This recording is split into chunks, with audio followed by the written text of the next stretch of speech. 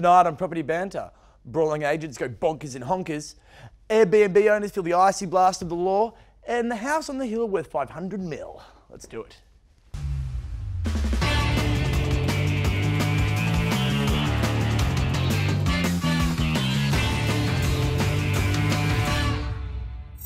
Hello, I'm Tom Baring, coming to you from RMA HQ. Joining me on the panel, Mark Armstrong, CEO and founder of RatemyAgent, buyer's advocate Tabitha from Beckett Property, and Russell Cambridge, director of Biggin & Scott Richmond. Good week? Freezing weekend. Freezing weekend? Hail. How's Stanley? He's missing tonight, MIA. Yeah, no, Stanley's not here. Stanley's the dog that wanders around while we're shooting My Little Dog. No, he's not here today. I fly out this afternoon, so we... Why are you asking? Well, because I'm asking... Why do you ask two dogs? Because we've got the most popular dog breeds according to the suburbs. But someone's actually done these stats. Someone has done this. Have a look at this. Fitzroy North. Schnauzer. It'd be a little dog. Yeah. It is a little dog. A poodle. Terrier of sorts. Poodle. I'll give you the answer. Okay. It is West Highland White Terrier. Not a big backyard to run around, so that makes perfect sense. Brighton. Oh, Brighton. That'll be a poodle. Yeah. No. A little... French horse. bulldog. A horse? No, in Brighton, fetching up to sometimes $5,000 a dog, a Tibetan Mastiff. Is the most popular dog in Brighton. In Brighton. Really? Do you have a Mastiff? I have a Mastiff. I love it in Brighton. Where are you getting this information from? Right, but my father is a vet. Blackburn.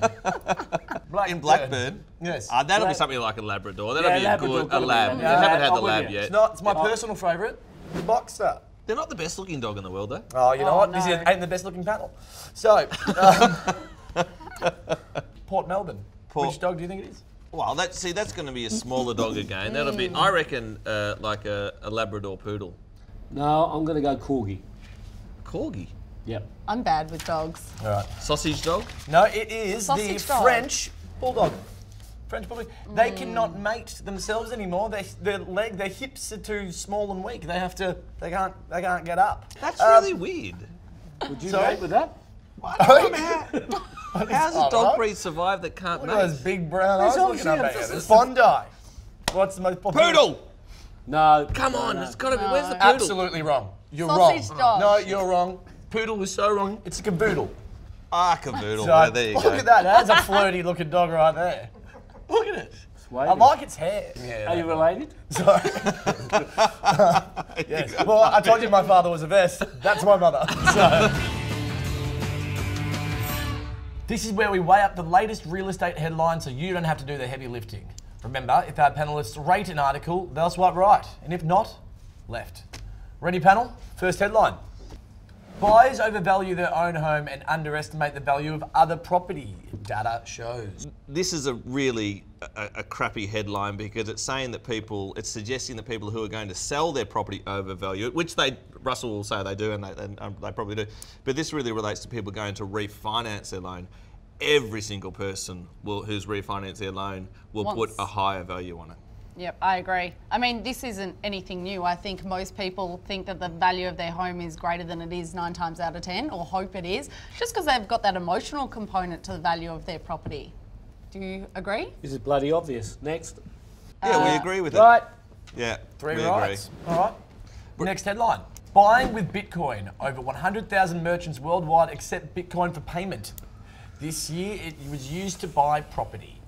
Would you accept Bitcoin? Well, I wouldn't if I was selling my home, to be honest, because I don't really understand Bitcoin. I barely understand shares, so I'll just stick to cash Well, I and think property. you're indicative for the marketplace. So this isn't going to happen in Australia because people don't understand it and it's too volatile, right, Mark? It is really volatile, but what it will do is, the transaction of real estate across international borders, because Bitcoin is untraceable. So people who are involved in illegal activity, drugs and money laundering and those sorts of things are more likely, if they can, transact via Bitcoin because Bitcoin is untraceable. We're not prepared to accept that offer you made earlier That offer, today. I'll give you 20 more Bitcoin. So it's a no because the banks are a long way off accepting Bitcoin. Yeah, no stability in the cryptocurrencies. And that's why the banks don't want it. It's extremely volatile. Left. Next headline. Rent reforms long overdue. Victorian government ensures tenants and landlords now get equal footing. Look, there's a couple of things on it that I think are fair, such as not selling a property or seriously compensating a tenant if the property has to come on the market. But a lot of them are a bit like, why should a landlord just automatically allow dogs or cats or pets in Yeah, I the don't think that rental one's property? fair. I should be able to have a pet. I'm paying for that to be my home. I should be able to have a pet there. That should be my home. Russell, you rent 3/4 of Richmond, so do you have a problem with it? Not really, no. The tenant bidding. Oh, yeah. Oh yeah, that's an That's interesting one. You know what? No, that's the tenant bidding. Should I explain what it is for Yes. the viewers at home? Bore us with that. This will be on. No, it just means that a tenant can't trump another tenant by bidding more for the property. But it's just so silly. It's so hard to I like enforce. I doing mean, how do you enforce that? I mean, it's... I think a lot of people do put extra on their rental applications if they really want the property. Yeah. Put more rent. So what is wrong with that? I agree. I don't think there's anything wrong with that. I think, you know, a landlord... I really want this. I'll give you $1 million if you lend it to me. Lease it to me. Done. That's illegal. Can't take $1 million. There's 130 things, So- and on and- 2 of them, one's left and one's right. Or one's right and one's left. With Tabitha blitzing Property Tycoon right out of the gate last week, I went away, recentered myself, and took some solace in a little book called Buddhist Teachings. In particular, a little chapter called Beginner's Luck. But anywho, we move forward. 23 Holroyd Street Q was the property that was up for grabs on the weekend, and it was passed in. So I'm still coming last. Cheers. Great game this is. Well done, Tabitha. A great result. For the only buyer's advocate on the panel. Of course, she's going to win. She's probably cheating. She's probably researching like she's been doing the whole time. Okay, so this week, we've got a husband and wife team. Mary Stone, who's coming first, and Freedom Funding, who is coming fourth. They're a husband and wife team, and they take this game very seriously. Let's have a look. Yeah, my tactic has been more go with my gut. I know in this softer market that properties that are more desirable tend to do better, and this season it's been more about what actually will sell as opposed to exactly how much it's going to go for. My approach is a little bit different to Melissa. We don't really talk to each other when we do our tips. I'm very much more analytical than the way that Melissa runs her game, so I'll jump into the detail, have a look at every individual property, comparative sales, RP data, all the stuff that's available. Now, I know I'm still a few $1 million behind, but hopefully with the last round I can pull something out of the bag. I'm just clinging on for dear life and hoping I can stay at the top. It would be hard for their relationship, I think. You know, their husband and wife, first and fourth. No, they had a bit of banter. They loved it. Yeah, on camera. How often have you've been out there with your like, it's fun in the car going, how dare you bring that shit up again? You're just be really upset. The first week of spring will be the new season. We'll have a much bigger prize and a weekly prize. So there'll be a weekly prize and a season prize. So download the Property Tycoon app from the App Store. Get ready. You can practice this weekend, but get ready for the next season starting the following weekend. In the world of real estate, bigger is best, but crazy is better. When interior designers, architects, and agents combine for their cashed up clients, the results will have you asking, is that for real? Tabitha, blow us away. What do we got? This is the largest, most expensive residence in America, asking $500 million. It's located in LA, and it's 100,000 square feet. This blitzes the last record that was 147 million for a home in the Hamptons. It's got 4 swimming pools with panoramic views over LA, the largest indoor pool in California with floor-to-ceiling glass walls, a nightclub with a Monaco-style casino and luxury pods for dining and entertaining. I reckon the guy who buys it, some sort of internet It might be a person. female. Yeah, you sexist I bastard. don't want to make a habit of saying things like this, but I think females are smarter than that. Probably, You know, actually. Really, he's going to be sitting there by himself. Let's see some more. I'm loving it. He might not be, he might be, Show me more, come on. he might be inviting 39 friends to sit in a 40-seat commercial cinema, a 4-lane bowling alley, and a lounge where the walls and ceilings are encased by jellyfish. Are they real aquariums. jellyfish? Yes. Well, Because they are Tommy's in. unbelievably, they can be unbelievably pointless, but they're beautiful and majestic at the same time. Coming home to that wall of jellyfish is a bit like coming home to finding your wife on top of Arnold Schwarzenegger. it's disturbing yet magnificent at the same time. Right.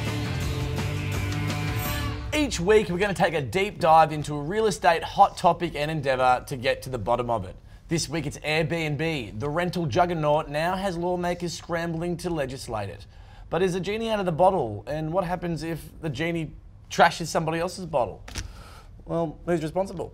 I read that last year 500,000 international visitors came to Victoria and used share accommodation such as Airbnb. So well, look, I've used it a lot, and I think that stat of 500,000 people in Victoria alone. Yeah. You know, I mean, you're talking across Australia, you're probably talking to over 2 million people. 99.99% Well, there's of the unknown Airbnb, problems, aren't there? Like, there are issues with insurances and other sort of... I think people are having trouble in a lot of apartment blocks because they think that a lot of apartments are getting leased out in this fashion, and then they're having people come in and have parties and trash the area and not care about it and make a lot of noise. And if the owners in that building decide to vote that we do not want any Airbnb, that's within their right, as well as a building that might have the owners' corp saying, let's vote to have it in. So does it have to get 100% of votes, 80% of have votes, thought a 50% of votes?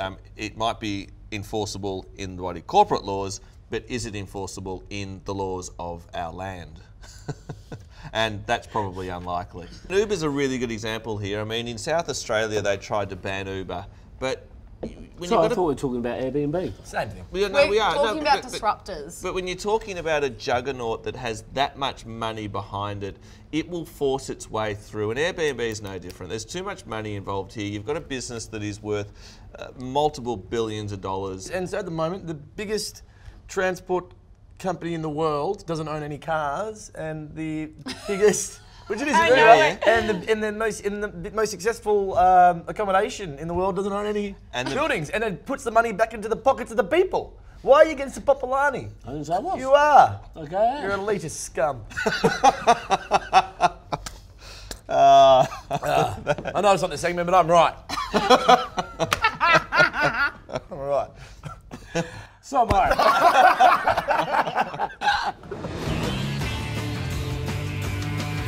My little mate Russell here rarely loses his temper. There was the one time I accidentally bought him herbal essence instead of Pert 2-in-1, but he bounced back and his hair has never looked more vibrant. But when it comes to real estate, Rusty never loses his cool. Unlike in Hong Kong, where it's every agent for himself.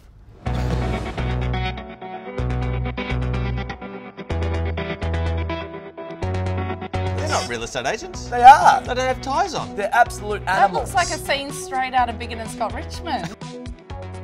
Wow. My mate lives in Hong Kong. He says it is exactly like this. Really? They all try and give you the business card and they wrestle for you and they push each other out of the way.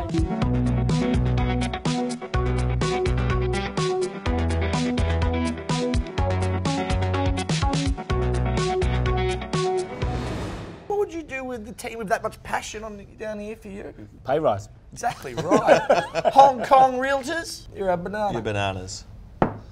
Well done, Hong Kong.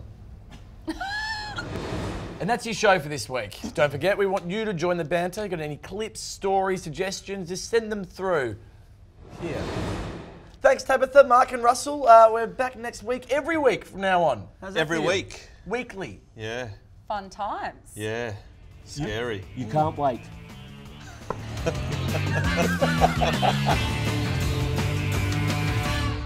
Brawling agents go bonkers.